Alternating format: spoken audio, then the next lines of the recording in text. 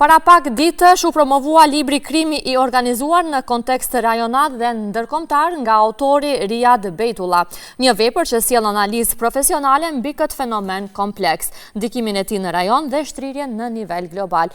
Si kaloi promovimi i këtij libri, çka ngërthen në vete ky studim dhe për cilët persona është më mirë që ta kenë në bibliotekën e tyre, ftoj tani në studio Riad Abdullah, autorin të cilën për herë të parë kam nderin që ta prezantoj dhe të flasim për këtë vepër të tij shumë të vlefshme. Përshëndetje dhe mirë se na erdhët, Riad. Është shumë kënaqësi që të kemi. Faleminderit shumë, mirë se vjen. Mirëmëngjesi, është shumë kënaqësi. Vendi juaj është aty.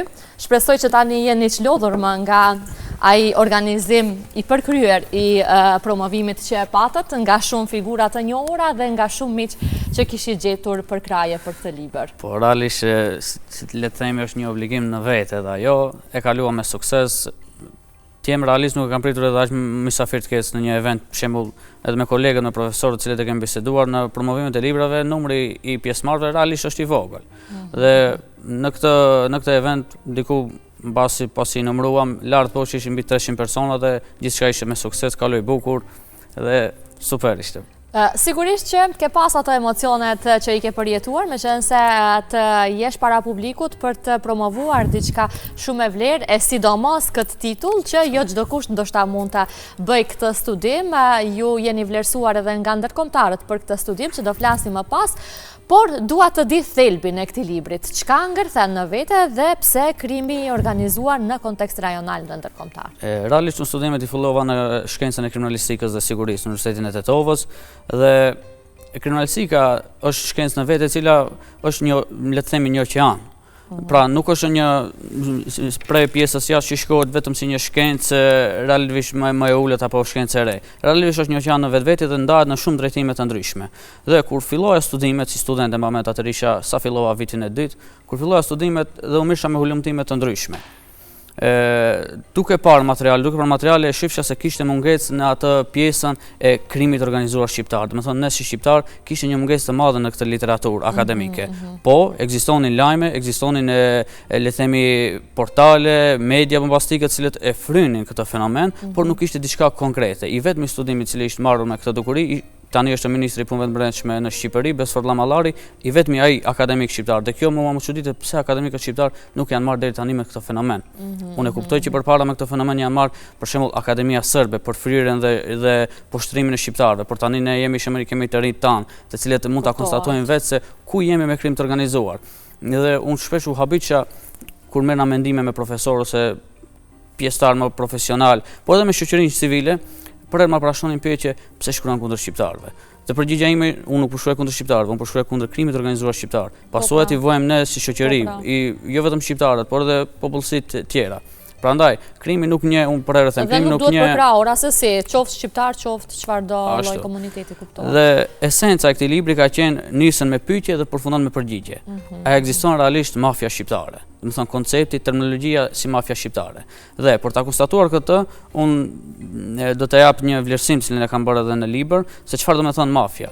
Kur 3 organizata kriminale bashkohen bashkë për një afat kohor mbi 5 vjeçar, atëherë linden sindikatat kriminale.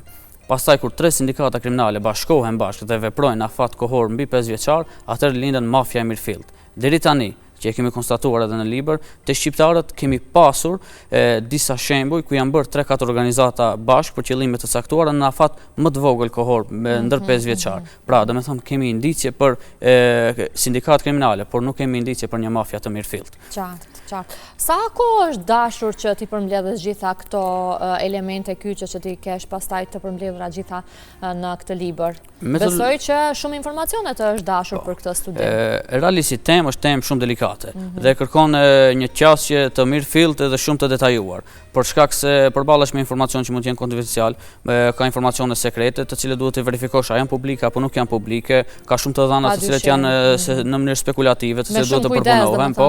Unë e kam filluar realisht gjatë vitit të dytë kur isha në fakultet dhe e kam përfunduar tani shpejt, domethënë afati kohor ka qenë mbi 4 vite dhe metodologjia që kam përdorur ka marrur materiale të ndryshme publike dhe ato i kam bërë krahasime të ndërkombëtare dhe ato vendore dhe mbas asaj kam celur një mendim timin si një kriminolog shqiptar se si mund ta konstatoj këtë dukuri këtë dukuri kriminale.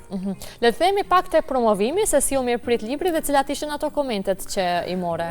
Realisht promovimi u prit mirë nga gjithë mos profesorët, akademikët, njerëzit e pushtetit. Ishte, si të themi, një vepër në vete për shkak se kjo materie ka munguar. Edhe sicili që e shifte më ma përshojnë pyetje ku mund ta gjejmë librin për shkak se është shumë materie interesant për të lexuar dhe për shfrytëruar. Përgjithësi kem pasur komente pozitive dhe përkrahje për shkak se nga një i ri në moshën 23 vjeçare i kyçet kësaj drejtimi të rradh. Vetëm 23 vjeç, domethënë imagjinoni shikues të nderuar, dhe ka botuar libër për krimin e organizuar, nuk kam koment. Ju lumt. Unë prandaj dua ta lidh këtë dhe do t'ju jap një mesazh gjithë akademikëve shqiptar, shpesh unë i shoh tema të cilat i trajton akademikët shqiptar, domethënë shtetin e së drejtës, me në fjalë është konsumuar me ato temat e njëjta të drejtësisë, terminologjitë e njëjta. Prandaj edhe vetë habitem se nuk janë marrë me kësaj dukuria që janë kaq delikate, për t'ju qasur dhe ta kemi një qasje realiste. Pse t'ju jepim hapësirë shembull në qoftë se përpara thonë që Akademia Serbe në vitet e ish Jugosllavisë që janë marrur me këtë dukuri, domethënë kanë folur kundër shqiptarë, atëherë pse ne sot mund mos ta konstatojmë vetë se sa jemi në përqindjen e krimit organizuar nga profesionistët tanë. Unë dua ta kujtoj edhe një thënie të Falcones, ish prokurorit antimafjes italiane në ato kohë, në vitit 86 një intervistë të vjetër ku e gjeta kur ata e pyesin. Thonë, a frigohesh kundër mafjes? Ai thotë, unë nuk frigohem kundër mafjes, unë frigohem kundër akademikëve që heshin për fenomenin e mafjes. Edhe kjo ishte interesante, prandaj edhe gjithë me këtë e kam lidhur. Po, unë e di që shumë kapituj ka në këtë libër, duke marrë parasysh, vetëm po e marr tani në duar. Duke marrë parasysh që shumë tituj dhe kapituj ka këtu, dua të di për bashkëpunimet. Ke pas bashkëpunime dhe ndihmesa për këtë libër nga akademikët e tjerë shqiptar ose as pak? Realisht unë deri në përfundimin e këtij libri dhe gjatë fillimit i kam pasur dy recensentët e mi, të cilët gjithmonë më kanë ndihmuar dhe si me këshilla, si me informacione, po si dhe me atë vijën e kuqe se ku duhet të kalojë, çfarë është e mira dhe çfarë është e keqja për çështjen akademikëve. Recensentët i falenderoj, kanë qenë prof doktor Afrim Osmani dhe prof doktor Qebir Avziu, të dytë kanë pasur njohuri dhe janë ekspert kësaj lëmie. Pra gjithmonë me atë, po, plus kam marrur dhe mendime nga ekspertë ndryshëm, nga shteti shqiptar i Shqipërisë, nga Kosova, po si dhe nga Maqedonia, profesionistë të policisë, prokurorisë, sicili me atë mendimin e vet dhe mbas kësaj un kam arritur ta krijoj një horizont se ku mund të dalë në përfundim deri në përfundimin e këtij libri. Riat, ku kish pas më shumë krime të organizuara në Kosovë, Shqipëri apo Maqedoni? Realisht, mbas analizës së cilën e kemi bërë, krimi i organizuar, le të themi, apo mafia shqiptare në thojza si të cekën, shteti shqiptar gjithmonë ka qenë më i fokusuar dhe unë shpesh kur e kam bërë një analizë nga shqiptarë që shqiptarisht jam kritikuar dhe pse na thoni kështu.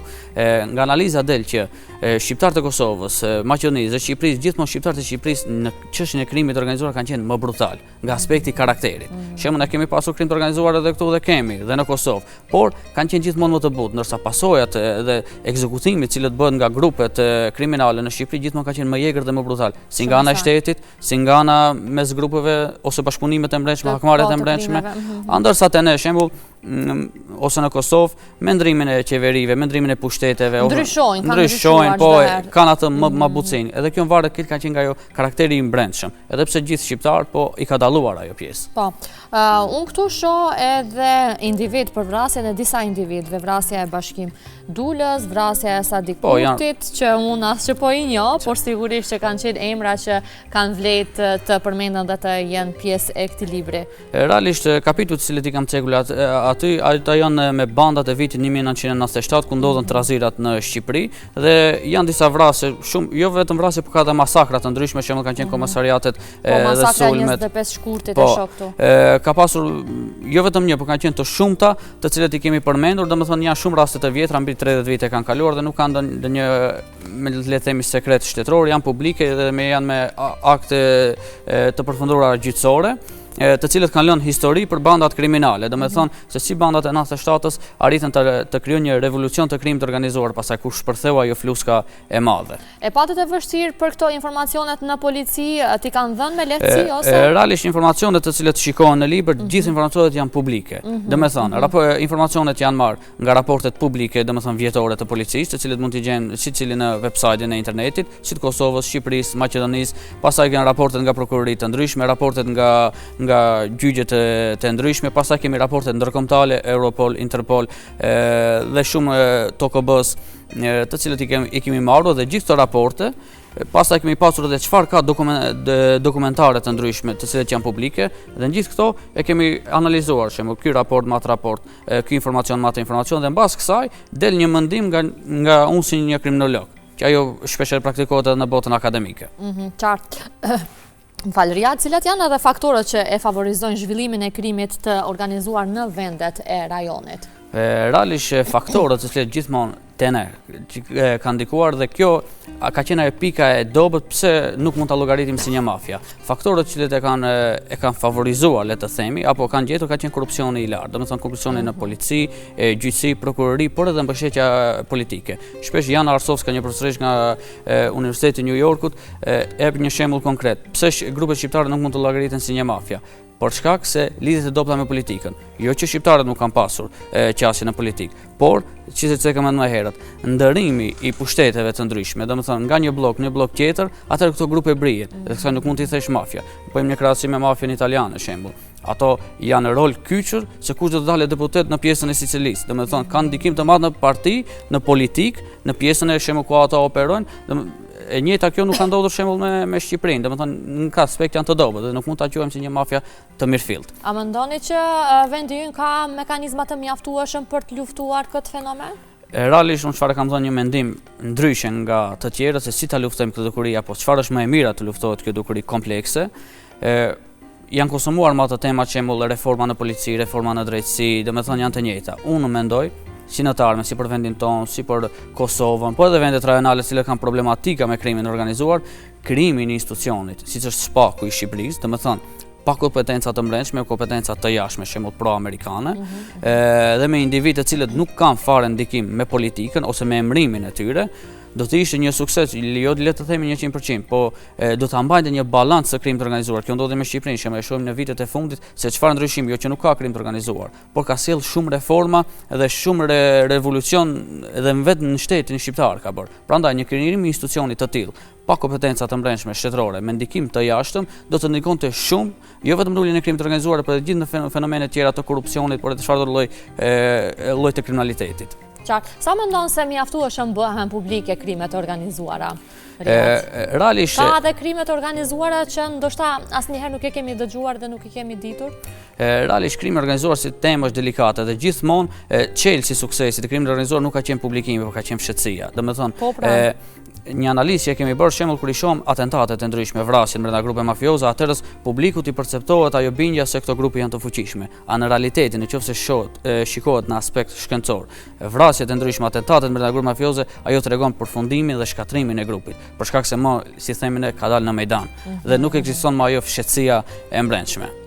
Sa mendon që e rrezikon zhvillimin ekonomik dhe stabilitetin politik krimi i organizuar? Krimi organizuar, thash, është temë delikate. Çështjen e ekonomisë, unë shpesh e kam konsultuar edhe në libër kjo. Krimet e ndryshme, shembull, vjedhja në pronë private, ose krimet nga më të zakonshme të cilët si themi në qaftë, trafikimi i qenieve njerëzore, ja dhe një titull interesant. Si themi në qaftë të vogël, krimet që janë të përgjithshme. Këto janë pasojat të cilët ne i vuajmë individualisht, por pasojat e krimit organizuar ne nuk i shohim më njëherë, i shohim shumë pas disa viteve. I shohim në arsim, i shohim në çështjet ekonomike, domethënë pastrimi i parave, të cilët shohim shumë pas disa viteve dalin ato pasoja. I shohim në politikë, të cilët gjithë këto mlidhen dhe sistemi nuk ka një përfundim të mirë dhe pasojat i vojnë shumë më vonë, pra nuk janë asaj pasojat të cilët vojnë nga çështjet momentale. A mendon se ka ndryshuar natyra e krimit të organizuar tani me ardhjen e teknologjisë viteve të fundit? Realisht krimi organizuar më para ishin ato fenomenet e përgjithshme jo që tani nuk janë trafikimi i drogës, trafikimi i armëve, trafikimi i qenieve njerëzore, por me përparimin apo me avancimin e teknologjisë. Njëjtë si avanconte teknologjia, ashtu avanconte edhe krimi organizuar. Shembull në çështjen e krimeve kibernetike, aty kishin ndikim edhe shqiptarët. Kemi raste konkrete në libër ku kemi caktuar çështjet më të errta të teknologjisë të aplikacionit dark web, ku shqiptarët aty trafikonin dhe ishin iniciator të disa substancave të ndryshme narkotike. Domethënë mendonin se në çfarë struktura të errta të teknologjisë kanë hyrë, që një nevojitë të teknologjie e fuqishme, por nevojitë të informacion, nevojitë të inteligjencë. Dhe njëjtë si ka avancuar teknologjia, ka avancuar edhe krimi organizuar në këtë pjesë. Por shumë kemi rastet e komunikimit, të cilat kanë qenë të inkriptuara. Domethënë shumë para shtetit,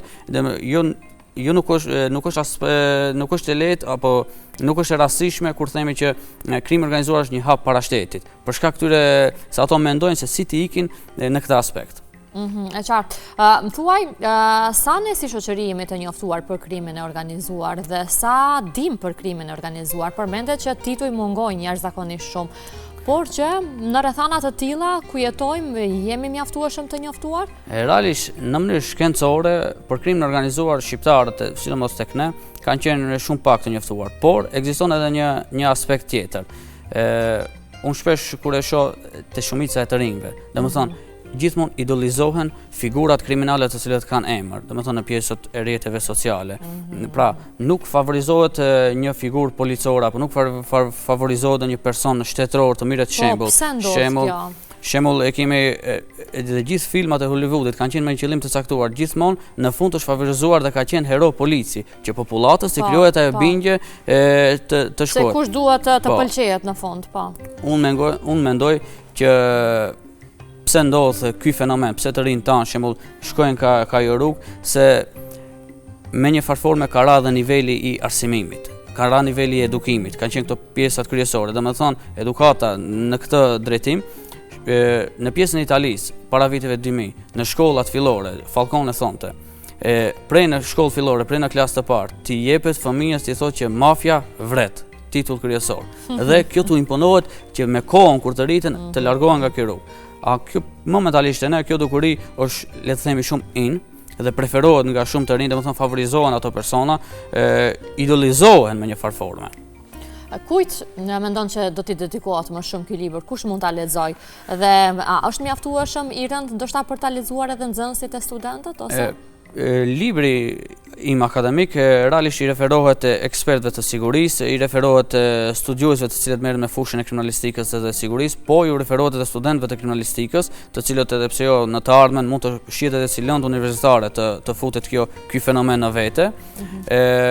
Po preferohet edhe për shoqërinë civile, për shkak se ka informacione të ndryshme, ka tema shumë interesante të cilët nuk janë, jo që nuk janë të publikuara, por nuk janë të analizuara dhe të shqyrtuara në mënyrë profesionale.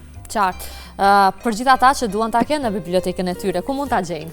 Realisht libri ende nuk është në shitje, gjatë promovimit kemi shpërndarë libra falas për shoqërinë, miq, familjarët. Por në të ardhmen do ta shohim edhe si mundësitë që ta kemi në një shtëpi botuese për shkak se interesimi është shumë i madh. Për ata që duan ta kenë më njëherë mund të kontaktojnë në rrjetet sociale. Po, patjetër. Riad, unë të falenderoj jashtëzakonisht shumë dhe më vjen jashtëzakonisht mirë që një 23 vjeçar të ketë kaq shumë ambicie dhe të arrijë të botojë një libër që rrallë herë kemi parë vetëm nga një akademik shqiptar, ashtu siç e përmende. Uroj që të shohim në majat e suksesit sepse vërtet e meriton shumë. Faleminderit shumë, Ishte shumë kënaqësi që ta nisim këtë mëngjes bashkë. Faleminderit shumë.